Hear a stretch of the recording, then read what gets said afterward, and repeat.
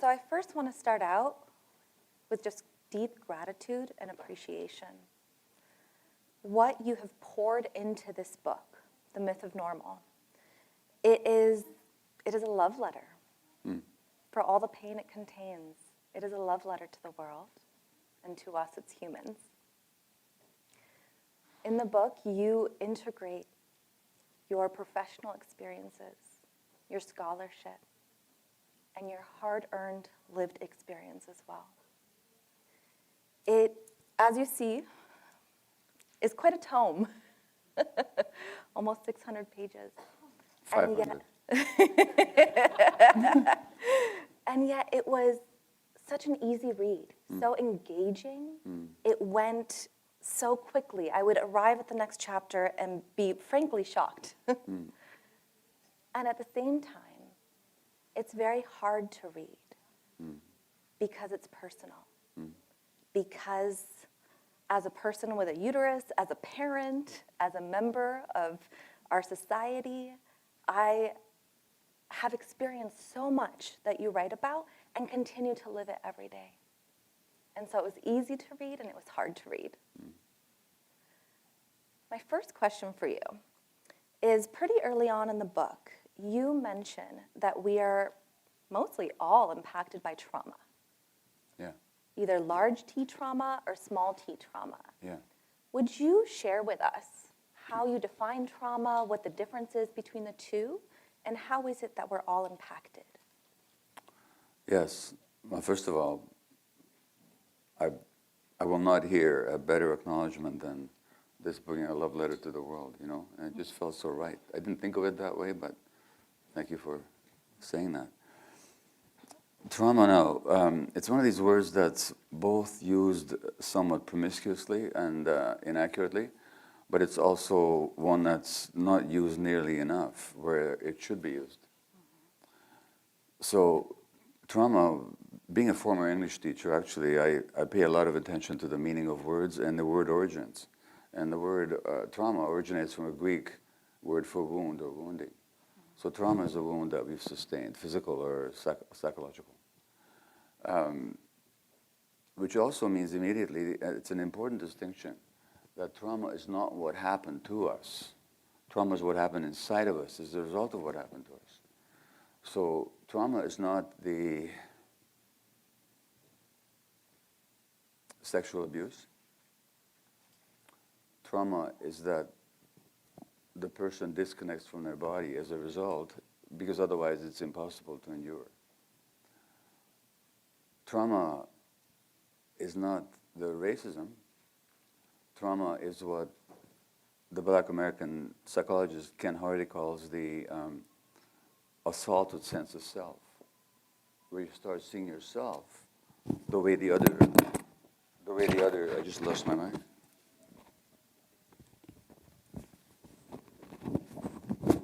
The way the other person sees you. So you take on another person's view of yourself. So trauma is the wound that you sustain. Now that's good news. Because if trauma was what happened to you, it'll never not have happened. If you're sexually abused as a child, that'll never not have happened. In my case, as a Jewish infant under the Nazis in Hungary in 1944, if the trauma was the death of my grandparents in Auschwitz, or the fact that my mother, to save my life, gave me to a complete stranger in the street and I didn't see her for 6 weeks, if that was the trauma, that will never not have happened. But if the trauma is the dim view of the world that I developed as a result, if trauma is the self-belief that since I was rejected, abandoned by my mother, I'm not lovable, if that's a trauma, that can be healed at any time. So this view of trauma is not what happened to you, but what happened inside you, first of all, is essential. Secondly, if you look at the nature of a wound, if we're going with the wound analogy, well, what is a wound like? Well, if it's very raw and open, if you touch it, it just hurts. And it's in the nature of traumatic memory that you just touch the spot, even lightly, something that not even resembling in intensity the original injury, but it just reminds you of it. You react as if you're being hurt all over again. That's, by the way, is what we call being triggered. The other, being a physician then, the other thing I know about wounds is that they scar over. So we have scar tissue. What's the nature of scar tissue? First of all, it's hard. It has no nerve endings in it, so it doesn't feel. So trauma implies that traumatized people tend not to feel their genuine emotions because it was, again, too painful to feel them in the first place. That has all kinds of implications for physical and mental health later on and relationships. Scar tissue is rigid, it's inflexible. So people traumatized, to the degree that they're traumatized, their responses tend to be rigid and inflexible and stereotypical. And that's what Peter Levine, the trauma psychologist, calls the tyranny of the past, that we react to the present as if we're still living in the past. And finally, scar tissue doesn't grow. It's fixed. And people who are traumatized tend to be stuck at the level of development they were at when they were traumatized. So if a certain wound of mine is touched, I'll respond like a 1-year-old being abandoned, as my wife could tell you. So these are all the aspects of trauma. The essence of trauma, however, is the disconnection from ourselves, from our bodies, and from our genuine emotions. I'll just say finally that it doesn't take terrible events to traumatize a child. I mean, there are plenty of terrible events that happen to children in this society, as we know. But people can be wounded in 2 ways, particularly sensitive young children can be wounded in 2 ways. One is if you do bad things to them, but you can also wound them by not providing for their emotional needs. So in this society, for all kinds of reasons we could talk about, a lot of children are wounded not because they were overtly abused, but simply because their essential developmental needs were unmet. And that's wounding to a child. That's the distinction that sometimes we make between the big T traumas of the abuse and the neglect and the violence in the family, or a parent being jailed, or a parent dying, or a parent being addicted. That's the big T stuff. Or a war. That's the big T stuff. The small T traumas are more those developmental incidents where a child wasn't seen, wasn't heard, wasn't accepted for who they were, where their emotional needs were not satisfied. That's a small T trauma, which can be just as devastating to a lot of people, especially if they're very sensitive, but which are more difficult to see because we take them for granted. Mm-hmm. Thank you. And as people hear you speak, as they read your book, and they identify with the experiences that you're writing about, that you're speaking about, what are some ways that individuals and families can engage wellness while we continue to live in a society that inspires illness? Yeah, I mean, there are so many ways in which, again, we could talk about them, in which this particular society, let me give you an analogy from the introduction. So if you're a laboratory scientist and you're growing microorganisms in a petri dish, you'd put them in a broth. We call that broth a culture.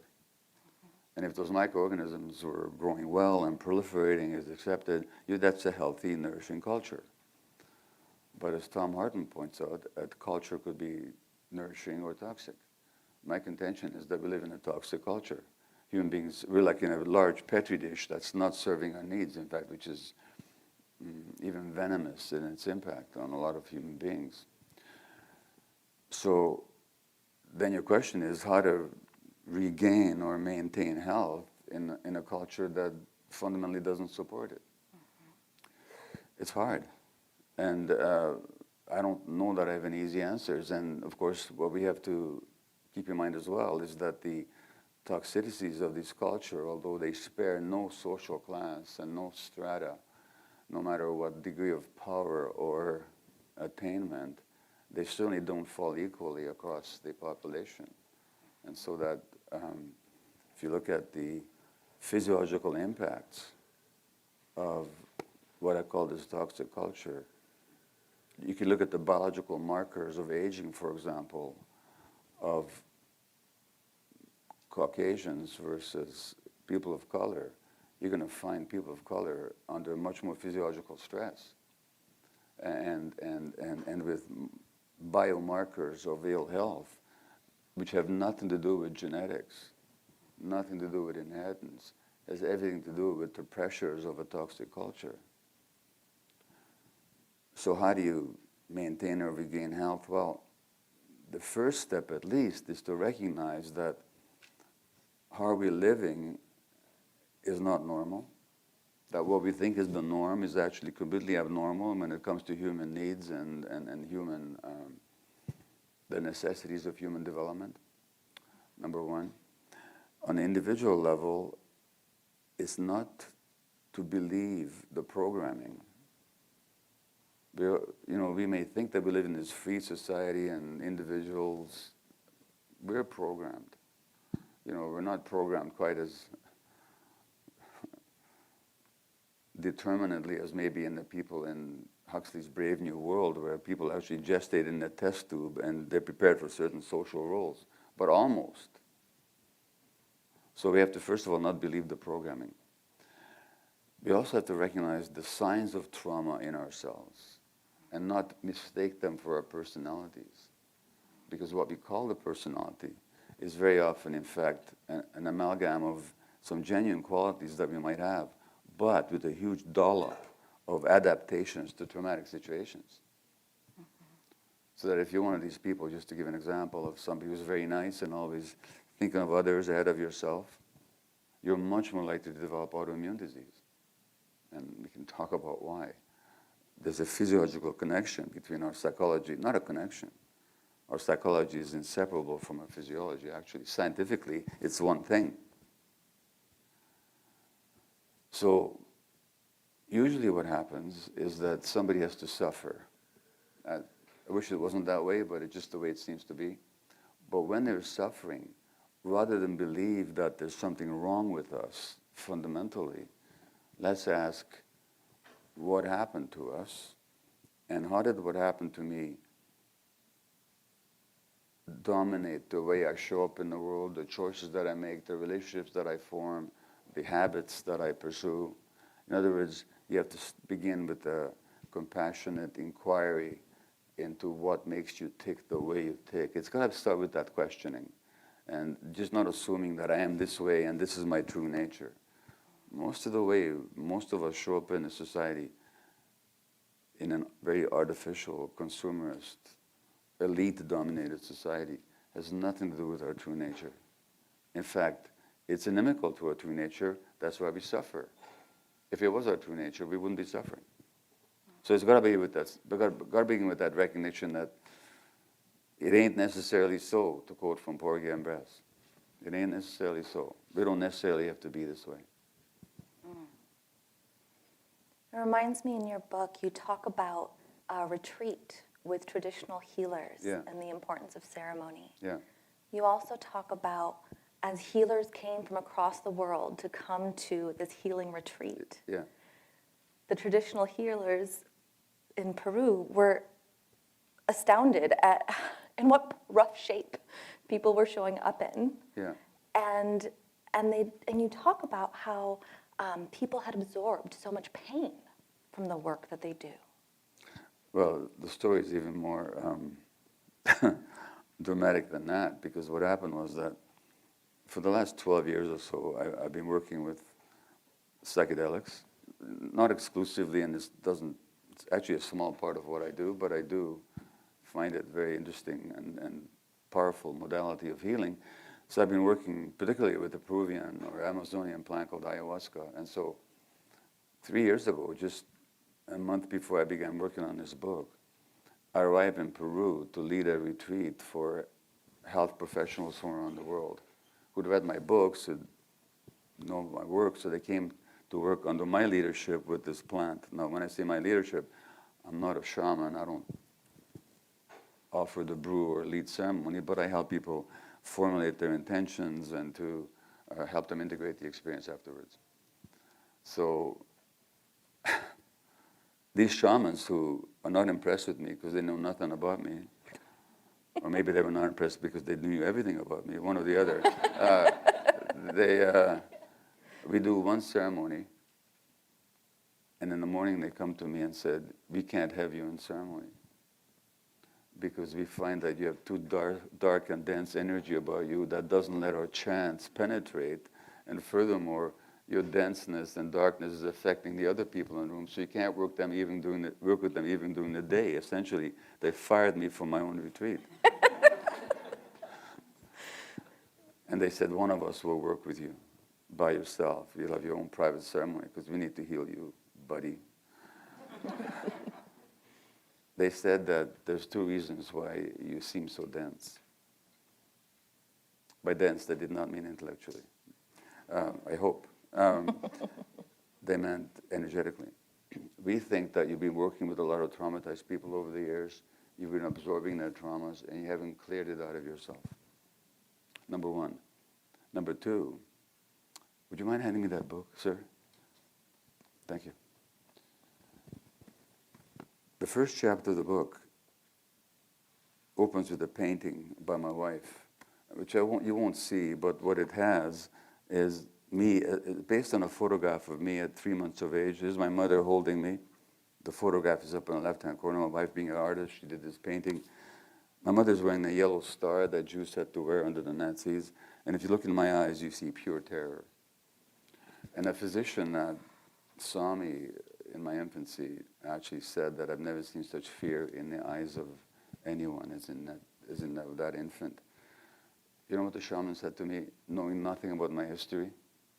They said, we think that when at the beginning of your life you had a big scare and you haven't got over it yet. So they worked on that. This shaman worked on that for 10 nights over 5 ceremonies. But they also said at the end of the, thank you very much. They also said at the end of the retreat that when we heard that these people that came to work with me were all psychiatrists, psychologists, counselors, social workers, physicians, therapists, 23 of them from 4 continents. But the shaman said at the end that when they heard that all these healthcare workers were coming to work with us, we thought we'd have an easy job. Because we, as shamans, also work with trauma, but we make sure that we clear it out of each other and ourselves afterwards. So we expected that you people would have done the same. They said, we've never worked with such a heavy bunch in our whole lives, which says something about the way we practice medicine and healing, and I would say social work as well in this culture. We're working with all these traumatized people, and by the way, whether you know it or not, every single person you'll ever deal with is traumatized, including yourself. But they said, we expected that you will have done the same. We've never worked with such a heavy bunch. No, I understand that in this training here, maybe there's some degree of self-awareness that's taught, or at least recommended or introduced. But for the most part, we train healthcare workers to know nothing about self-care. And then there's this huge burnout rate, partly because we're dealing with all these traumatized people, absorbing their stresses and not even recognizing it. So this is what these shamans picked up in one night with me, without talking to me, without knowing anything about my history. So we have many healers in the room, current and future healers. And even if you aren't in direct practice, if you're doing community organizing, if you're doing that macro level work, you are still engaged in healing work. So what wisdom would you share with us around burnout, around secondary trauma, so we don't show up at the retreat and we're a mess? Yeah. Well,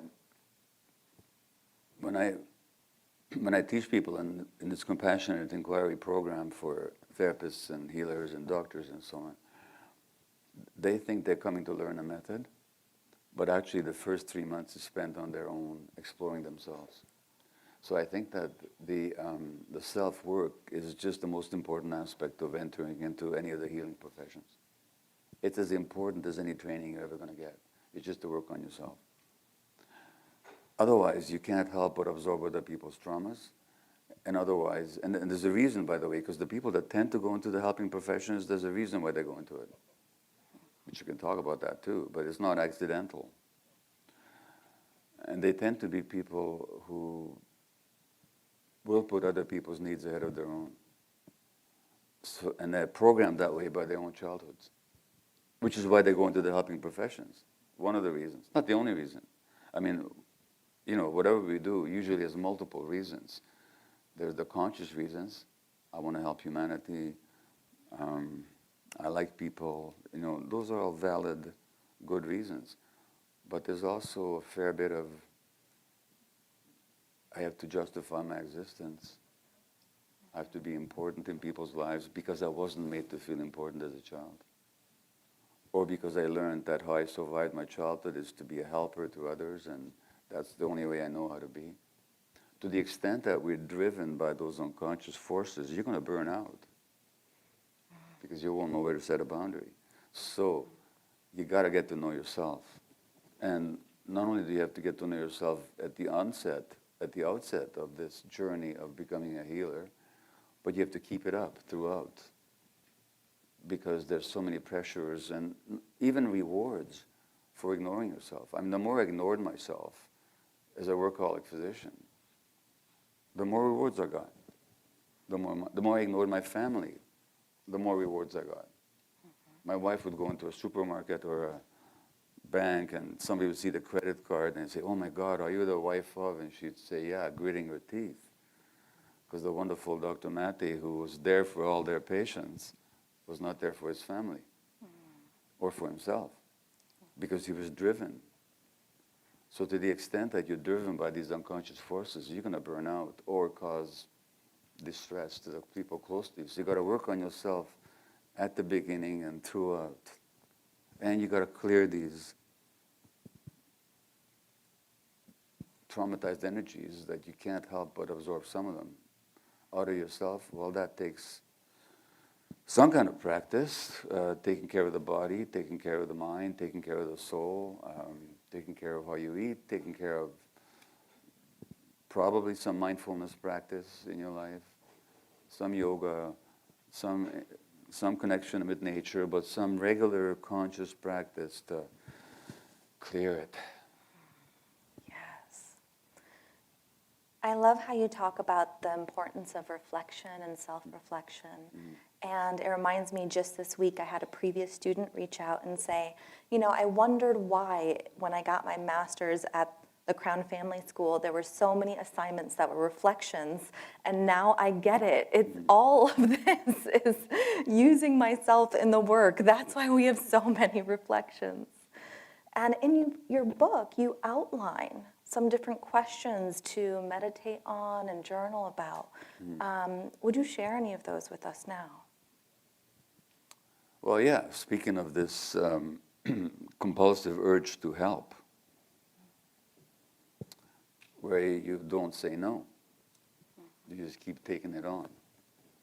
So one particular exercise is, and by the way, one of my previous books, it's called When the Body Says No, and my contention, and not just my contention, but a whole lot of evidence also points out that when you don't know how to say no, your body will say it for you, from some kind of illness. And most chronic illnesses, autoimmune diseases and malignancies, most, I say not all.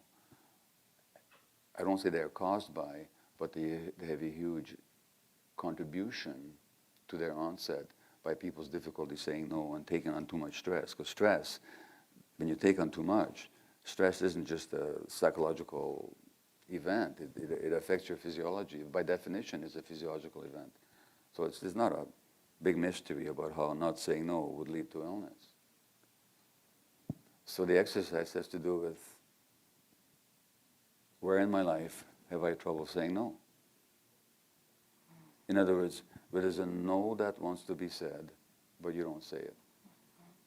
And that usually shows up in two areas. One is in personal life, the other is in work. So where in my life do I have trouble saying no? Where there's a no that really wants to be said, but I don't say it. Now, it's not accidental. There's this big mystery in medical thinking about why is it that 70 or 80% of people with autoimmune disease are women? It's very simple why it's women. Because women in this culture are acculturated to absorb the stresses of their men and their whole families. So during COVID, the New York Times had an article entitled "Society's Shock Absorbers," about how women took on the responsibility of reducing the stress of their children and of their spouses, and they felt guilty when they couldn't. Now, that's a culturally determined role.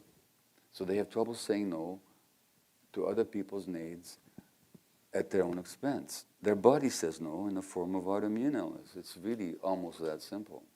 And there's all kinds of physiological pathways that lead that from the difficulty saying no to the illness, but I'm just telling you that's how it works. So this little question of saying no is not just a trivial question. So the first question is, where in my life do I have trouble saying no? This is an exercise you can do once a week. In fact, I recommend that you do it. It's outlined in the book. The second question then is, what is the impact of my difficulty saying no? Well, the impact's going to be fatigue, poor sleep, dry mouth, anxiety, back spasms, intestinal upsets, digestive problems, rashes, frequent colds, or worse. On the physiological level. On the emotional level, it's going to be resentment. Then the third question is, what is the belief that gives me the difficulty saying no? Well, the belief is usually if I say no, I'm guilty. If I say no, I'm selfish. If I say no, they won't like me. If I say no, I'm letting other people down. Which are stories that you developed in childhood. They're not an accurate reflection of reality. How do I know it's not an accurate reflection of reality? Because those of you that are parents, what is the word that your kids start saying compulsively at age 1.5? No. No, nature is not stupid. We are stupid. You know? Because when the kids start saying no, we call that the terrible twos. There's nothing terrible about it. There's a reason why the kids start saying no. Why don't they start saying yes? Hey, Phyllis, it's time for dinner. Yes. Time to put your shoes on. Yes. No, they say no. A friend of mine, actually when I was a medical resident, intern, a fellow resident of mine called Harold had a son called Ben. Ben was 2 years old, and Harold said to Ben once, "Ben, do you want an apple?" And Ben said, "No, I want an apple." You know? Now, what that's about is nature's wisdom. The child's agenda, or nature's agenda, is to become an independent, self-directed person with their own will. Now, how do we ever develop a will of our own in the face of the power and size and sheer dominance of our parents? By saying no first. And then behind that little wall of no's, we can develop our own little will. So that no is an important dynamic, because if you don't know how to say no, your yeses don't mean anything at all. If I said to you, "Gabriella, do you love me?" and you had no idea of saying no, your yes would not mean a thing, would it? You know. So, but in childhood, in order to fit in with our families, and this is what I call the tension between authenticity and attachment. In order to belong, I have to suppress my authenticity. We forget, or we don't know how to say no, that we knew how to say when we were 1.5. And that has significant implications. So these beliefs around not saying no are simply childhood programming that has nothing to do with our true nature. So I could go on. There's 3 more steps to this exercise, but you just begin a self-inquiry. If you just do that once a week alone, that'll go a long way towards helping you take care of yourself. Thank you. Yeah. So trauma, big T, little t, is impacting us individually and families as a whole, on all these different levels, in ways that we have yet to become aware of. Is there any good that comes from trauma? And not that anything justifies trauma, But given that trauma is here, is there any good that can come from it? So I would frame the question not as does it come out of it, but can it come out of it? Mm-hmm. Not necessarily. Mm-hmm. Sometimes just if people's lives are utterly destroyed. Mm-hmm. Some of you may have seen a film that's made about my work. If you haven't, it's freely available online. It's called The Wisdom of Trauma, www.thewisdomoftrauma.com. The Wisdom of Trauma. Mm-hmm. So what do we mean by the wisdom of trauma? It's been seen by about 8 million people internationally. And there's a wisdom of in trauma, and in two ways, and one of them pertains to your question. The first wisdom in trauma is that, I talked about that disconnect as being the essence of trauma, but there's a wisdom in that disconnect. Because the child who's being abused or just is suffering, the disconnection is a way of not experiencing the suffering that otherwise they couldn't endure. So even in that traumatic disconnect, there's a wisdom. Trouble is, that same disconnect, it becomes a sort of physical and mental pathology later on. And by the way, if you're going to work with mental health conditions, as many of you are, I'll just give you the statement of Dr. Richard Bentall, a psychologist, member of the British Academy, who said that the link between adult mental health conditions and childhood adversity is about as strong as the link between smoking and smoking and lung cancer. So it's not even controversial, except in psychiatry, where people still haven't heard about it. But for the most part, that's a whole other conversation. So there's the wisdom in the original, or let's say something like depression. Let me give you a couple of examples. So I've been diagnosed both with depression and ADHD. And, these are genetic, inherited, biological diseases. No, they're not. They're adaptations, for God's sakes. What does it mean to depress something? It means to push it down. What do we push down when we're depressed? We push down our emotions. Why do we push down our emotions? Because our environment cannot handle our emotions, and to belong and fit in with our environment, we have to push them down. This is the young child's survival technique, not conscious. It's the organism's wisdom. If my parents can't handle my anger, I better push it down, better depress it, and then 25 years later, you're diagnosed with this disease called depression. ADD, my first book was about ADD after I was diagnosed. So were a couple of my kids. But I never bought into the idea that this is a genetic disease, either that it's genetic or that it's a disease. Because what is tuning out, which is the hallmark of ADD? It's a coping mechanism.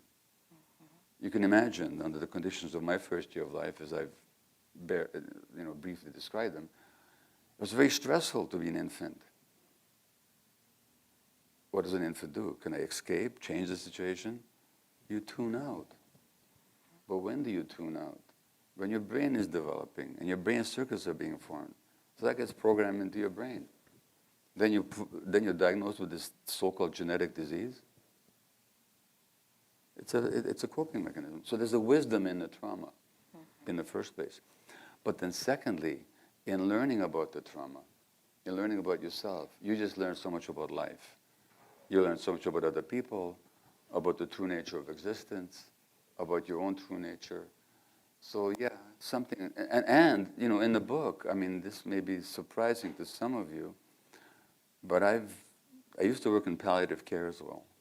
And sometimes a dying person would say to me, I don't recommend this, by the way, but they would say to me, Doc, this disease is the best thing that ever happened to me.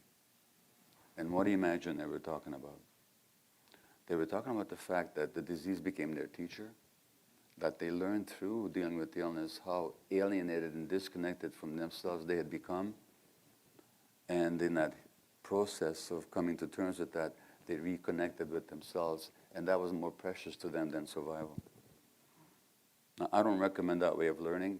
There's a chapter in the book called Diseases, Dreadful Gift, Diseases Teacher.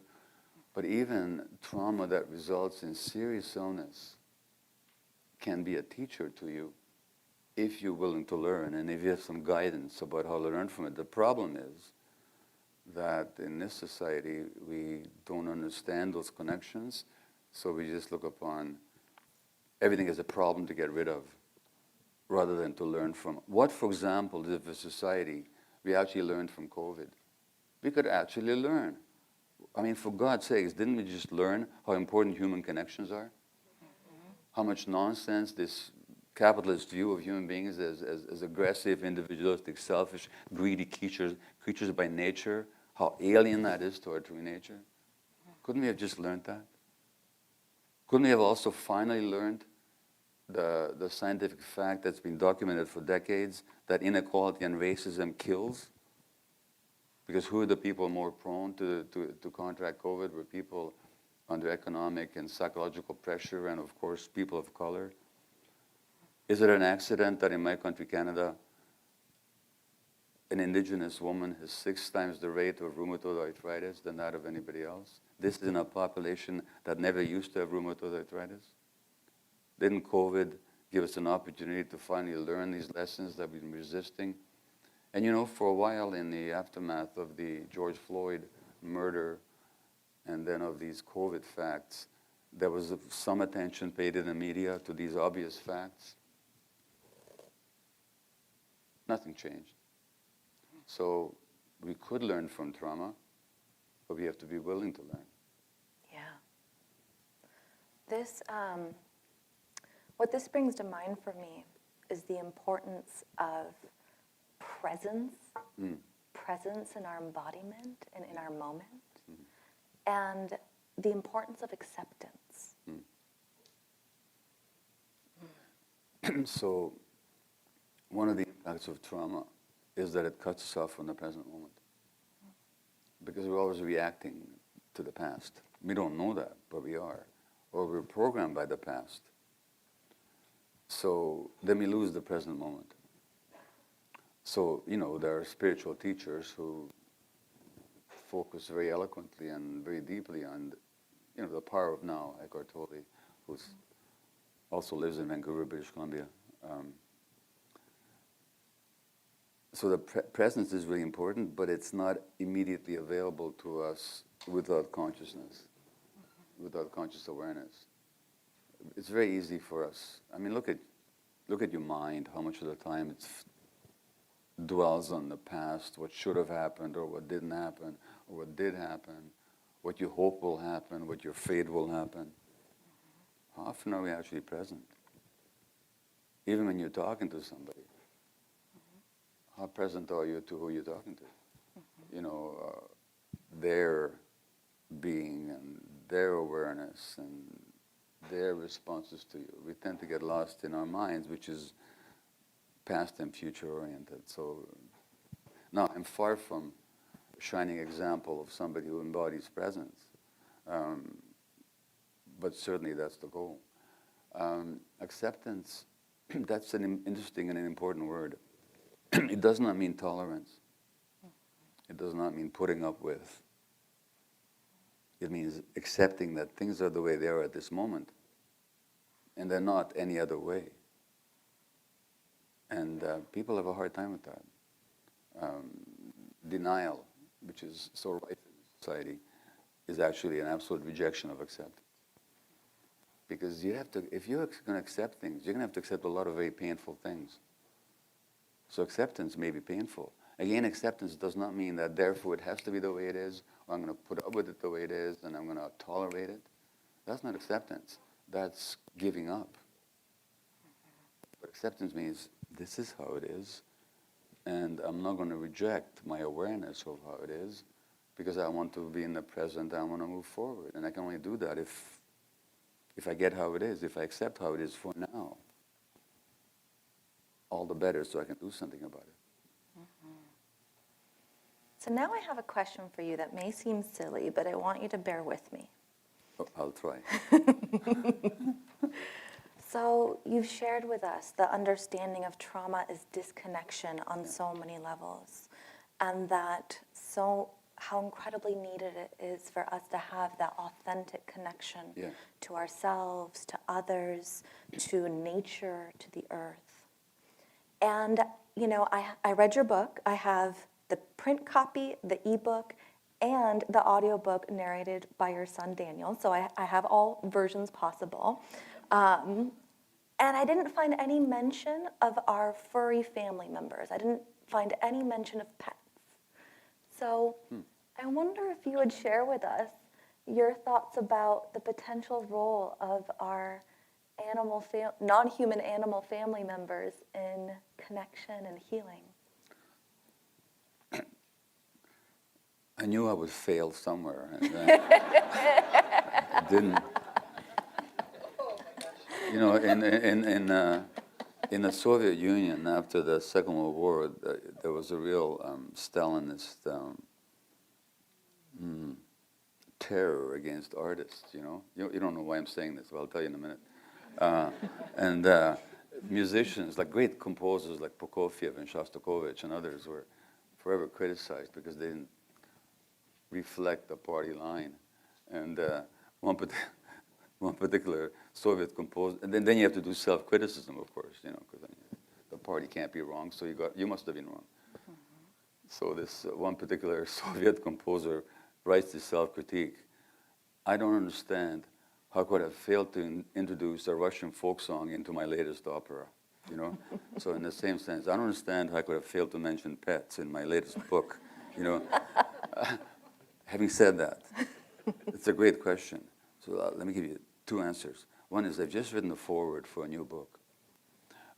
Not my book, but for a psychologist, Darcia Narvaez, who used to teach at Notre Dame University, and I quote her quite a bit in this book. And the book is called The Evolved Nest, and she shows how parenting practices of all mammals are so similar, and that the way we parent is so out of sync between with our true nature. So we could actually learn from animals about how to parent. For example, I just love this story. It's called The Evolved Nest. It's going to come out next year. It's a beautiful, beautiful short book. Wonderful book. And Darcia and her co-writer, they talk about how elephants give birth. You know how an elephant gives birth? When an elephant mother goes into labor, all the other mother elephants stand around in a circle. And when the young one hits the ground, they all reach out with their trunks and they stroke the infant. It's a communal event. We have so much to learn from animals. Now, when it comes to pets, I'll tell you about one study, which is not in the book, but I'm sorry, that you mentioned it, that I didn't put it in. They looked at a group of cardiac patients, coronary heart disease, they hospitalized, who all were at the same stage of illness. They all received the same medical treatment, but they divided them into three groups. One group, the control group, had no special intervention. They just got the medical treatment. Another group had human visitors, human volunteers visiting them. And the third group had dogs visiting them. At the end of a month, guess which group was the healthiest? The dog group. And that's because our pets connect to us directly through the limbic system, to the emotional apparatus. So any of you who've worked with horses or dogs, you know that they just get you emotionally without any filter of trauma or misinterpretation or egoic demands. They just are with you. So, your question is right on point. Yeah. Although I'm wondering where you came up with that question. Where did that come from? Well, from my own life. I see. Knowing that my non-human family members are so cherished, Yeah. and that non-human animal connection is so incredibly deep, and has been a source of healing for me many times in my life. Well, you'd love this book because you know what they do in this book. They don't talk about animals with a small a, they talk about animals with a capital A. Mm-hmm. And they don't talk about beavers with a small b, they talk about beavers with a capital B, like they're family members. Mm-hmm. You'd love that book. Mm-hmm. I'm definitely going to check it out. Yeah. So, thinking about the petri dish we're all in, mm-hmm. and how the conditions, by and large, are not present for our healthy development from in utero, right? Those conditions are not met at this time. Are there cultures, past or present, that you have had knowledge of or contact with that get a little closer, get some of it a little more right than ours? Well, yes, although they're increasingly undergoing extinction. When you actually study the question, what you find is the people living in hunter-gatherer groups, in small band hunter-gatherer groups, somewhere in the rainforest, they do a whole lot better than we do in terms of child raising, in terms of human relationships, in terms of life satisfaction, in terms of connection to the earth and to nature and so on. Civilization, we have to understand, like we evolved over millions of years, didn't we? And is it legal to mention evolution in Illinois these days? You never know with this. But I'm sorry, I'm joking. In the States, you never know these days. So we evolved over millions of years, and hominins, or human-like creatures, have existed for millions of years. And our own species, there were pre-sapiens humans on Earth for hundreds of thousands of years. And evolution prepared us. I mean, it's not that we all of a sudden landed on Earth and adapted to it. We developed as a product of the Earth. We developed as a product of evolution. And therefore our nature was determined by our evolutionary needs. So there's a wonderful book called The Continuum Concept by Jane Liedloff, written in the 60s, I think, and she stayed with this tribe in the Amazon, and she talks about how a human child, it's not that the human child has expectations, but is an expectation.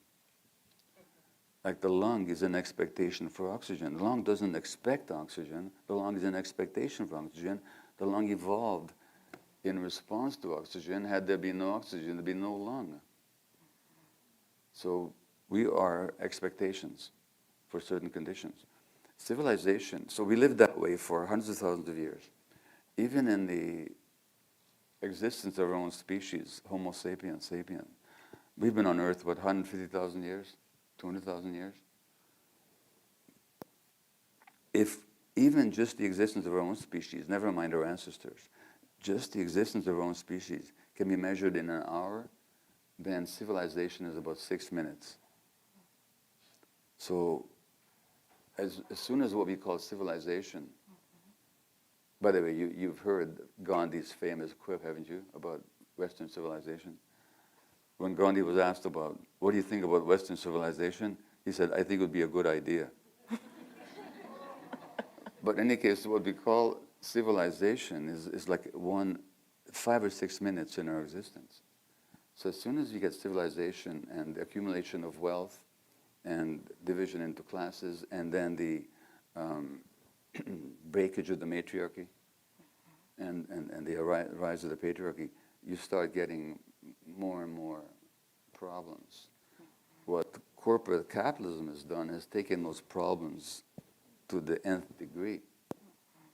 So are there societies in this world, apart from these very isolated groupings that are increasingly, like in the Brazilian Amazon, they're being exterminated?